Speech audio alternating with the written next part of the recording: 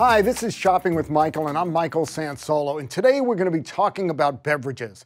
There was a time that coffee was pretty simple. We called it Java or Joe. Now it's gotten sort of fancy. There are macchiatos and cappuccinos and lattes. There's a lot of reasons why that's going on. A lot has to do with the different generations out there shopping and consuming coffee. We're going to take a look at all of these new choices in both coffee and tea. And then we're going to do a segment I've been dying to do for the longest time. How do we select wine? What are the different choices we have, and what do we look for in taste and some of those items on the shelf? You can find great selection in the supermarket these days at wonderful prices, and they'll go with everything you need. We're going to have an expert who will help us through all of those choices. Thanks for being here. We'll be right back with this episode in a couple seconds. Rich people know all about quality. They spend lots of money to get it. But you don't have to be rich to get the quality you want in your everyday shopping. That's because store brands from your favorite supermarket, drug chain, or mass merchandiser give you comparable ingredients, taste, and performance at prices that beat the national brands all the time. Of course, you have to be a smart shopper. Try the store brands. Use them at home, compare products and results. And of course, enjoy the savings. Maybe that's why so many rich people buy store brands too. Store brands, the smart way to get quality. Coffee and tea are versatile drinks. Both can provide an energy boost while serving up interesting and inviting aromas. Whether it's to prime the pump to help you jumpstart your day, or be a small treat, coffee, tea, they work either as a peripheral, an add-on. It's something we all like to have in our day as a food and beverage occasion. So what we're going to look at today are the many different ways that we can get this product onto our table because we love consuming it in so many different ways. Coffee used to be so simple. A lot of folks just brewed it either instant or they would get whole bean, maybe grind it down and make it the traditional way. Well, today, we can make coffee, we can consume coffee so many different ways. Let me give you some examples. Let's start with this. Now, this is a product that has become really popular. This is an instant, obviously ready to serve, ready to drink iced cappuccino. You keep this in your fridge, so when you want cappuccino for that quick shot of fuel, which a lot of people love getting out of their cup of coffee, it's ready, you just pop it open and you consume it.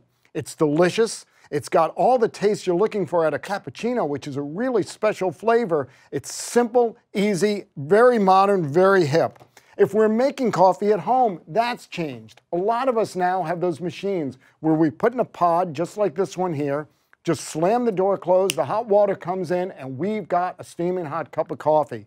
The pods have become incredibly popular because they're such a simple way to make a cup of coffee. So a lot of folks, now when they're buying coffee to make, they like to make sure it's fair trade. That way they have a feeling that the product they're buying is somehow helping farmers or doing something for the environment. It's still just a cup of coffee, but it's a way of expressing different issues beyond the flavor, beyond the taste. Now I'm talking about economics. And it goes on in directions like that. We have all these lattes, all these new flavors people just love to have. And we talked earlier about millennials and Gen Z.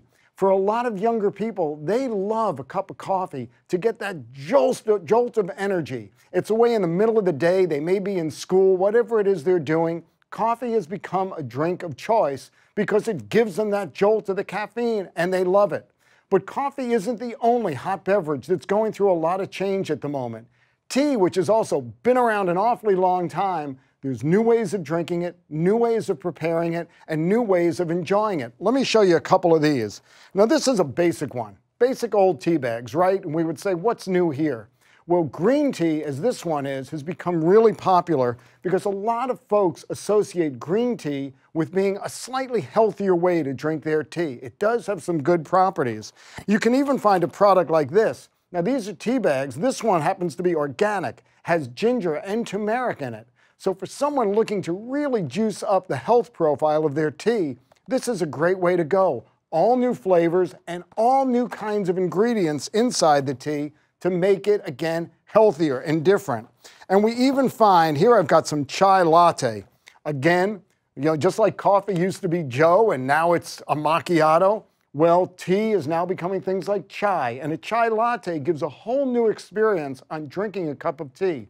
New flavors, and this too comes in pods, so you can use those convenient machines to very quickly give yourself a very different cup of tea, whole new flavor profile, and a whole new way to enjoy it. So coffee and tea, you could say, what's new there? We've been drinking it forever.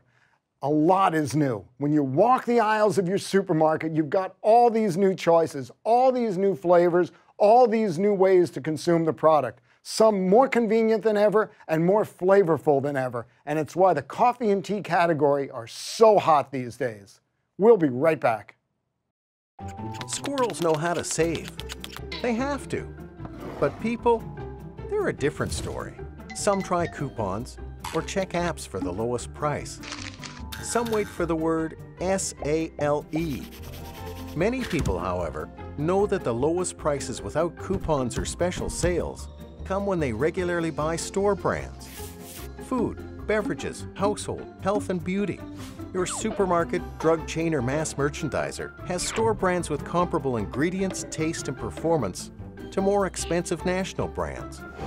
A family of 4 can save $1,500 a year, and you can squirrel that away for other things you need to buy. Store brands, the real way to save. Welcome back. More shoppers than ever are finding great wines to buy at their supermarkets. Wine sales in supermarkets have climbed to nearly $10 billion a year. And in California alone, nearly 85% of all wine purchases are actually made now in supermarkets. But when we go to the store, there are so many choices and so many things for us to think about when we're looking to select a bottle of wine. You may be like me and you get a little overwhelmed with all this choice. Luckily, today we have with us a wine expert, actually a wine educator. I love that title. Sale Milne. You spend your whole life living among wine, which, boy, there's an enviable job. I do. We've got a couple of great wines to talk about here, but you're going to help me make better choices. Absolutely. All right. I go to the store and I've got all these different wines to choose from. What are some key questions I should be asking myself just to start making my purchase? Because I've got a lot of choices. Sure. I always say in a wine store or in a large grocery store or whatever it is where you purchase your wine, usually the person that's helping you, or maybe something to ask yourself, 3 questions. Number 1, what was the last wine I had that I enjoyed? Why did I enjoy it? Thinking about the flavors in the mouth and what you enjoyed about that wine. And lastly, what do you want to spend? So those would be the top 3 questions, I would say. Usually when you shop for wine, it's what we call the wall of wine, the wow, which is very intimidating to most people. But Absolutely. You can really break it down, and it's really just finding your own personal preference in wine. Now, one of the things you said to me was try to stretch out with your wine. Yes. Like, let's say I love Chardonnay. Sure. But try a couple of others. What do I get out of that? So if I find something I like, why shouldn't I stick with it? Because I personally view wine as your passport to see the world. When you're drinking a wine from a country, you're going to that country, you're drinking that history, the hands that were in that soil. So even though it might sound a little bit nerdy, and I am very nerdy when it comes to wine, you would never turn down a first-class round-trip ticket to anywhere. Oh, you're right. But if you're drinking the same wine every single night, you're choosing to stay at home on your couch and not travel the world. So I say, if you want to settle on a wine, that's fine, but it's your responsibility to taste and try everything first. There's just too much out there. All right, let's go over some of these choices, because some of the things you face immediately, like you said, price. Yes. Do I have to spend a mint to get a really good bottle of wine? You absolutely do not. I personally think for the average wine drinker, the sweet spot is between $8 and $15. Really? Absolutely.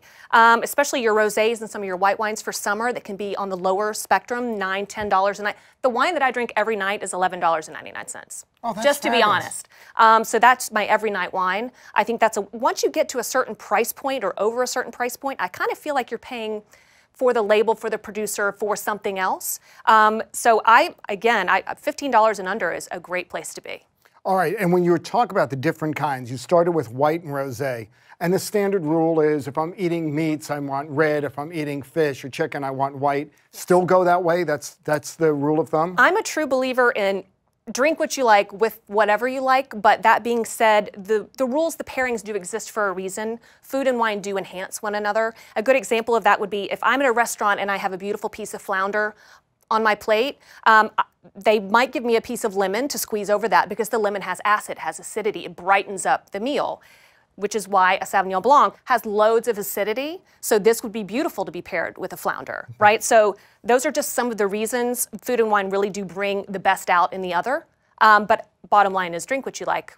A simple question, because we have different glasses for our reds and our whites. Yes. Do I need to have specific glasses for red, specific for white, or is there a universal glass I can use? Sure. If you've got this space, this is your standard white, more tulip-shaped glass, more bulbous glass for more full-bodied reds. But if you had to pick one glass to have everything from sparkling all the way through, I would say go with your tulip standard white wine glass. That's probably the best way to go. One thing I notice these days is when I buy wine, I can get them, they have a cork in them, or they have a screw top. Yes. Is the screw top, is that like a bad thing to do? That is in my opinion, no indicator of quality. And I say that for this reason.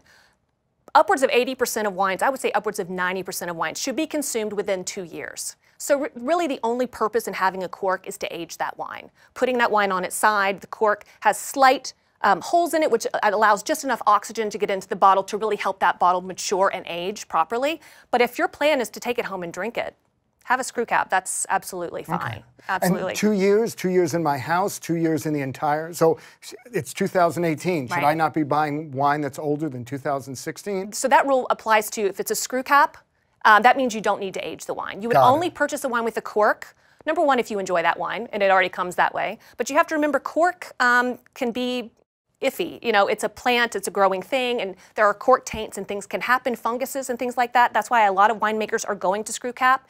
It's more affordable, more economic, and it's in some ways a little bit safer because you're not playing a gamble with Mother Nature, if you know what I mean. That's fabulous to know. All right, I take home white wines, I put them in the fridge. I take home reds, I put them in a cabinet or someplace to keep them warm. Is that how I should serve them? White, very cold, red, 60, 70 room temperature degrees? So the white wines you do want to serve chilled. I do think, especially in this country, we tend to drink our white wines a little bit too cold, meaning you're not getting all the nuances and flavors in the wine. Your palate just can't pick up on it because the wine is too cold. In the same way, red wines, for example, they say we should drink those at room temperature. That rule was made in a castle in France 300 years ago when room temperature was 55 degrees. So I think you should take your whites out 10 minutes before you drink them, let them warm up just a little bit. And for the reds, I see no problem in actually putting those into the fridge for 10 minutes, 15 minutes before you drink them. Just to bring them down just a little bit. Wow. And especially reds like this Malbec tends to be higher in alcohol. It's a good idea to open those up, let those breathe, let some of that alcohol dissipate so you can really get to the fruit. Sal, I can't thank you enough for this. It's been not only a lot of fun, it's been a great education in how to better enjoy wine.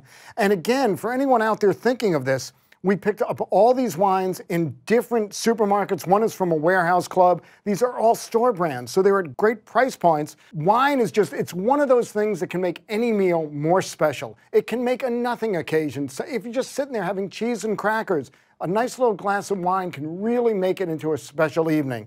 And with these kinds of wines that you can pick up in supermarkets, you can do it inexpensively. And as Sal told us, it's like a trip around the globe.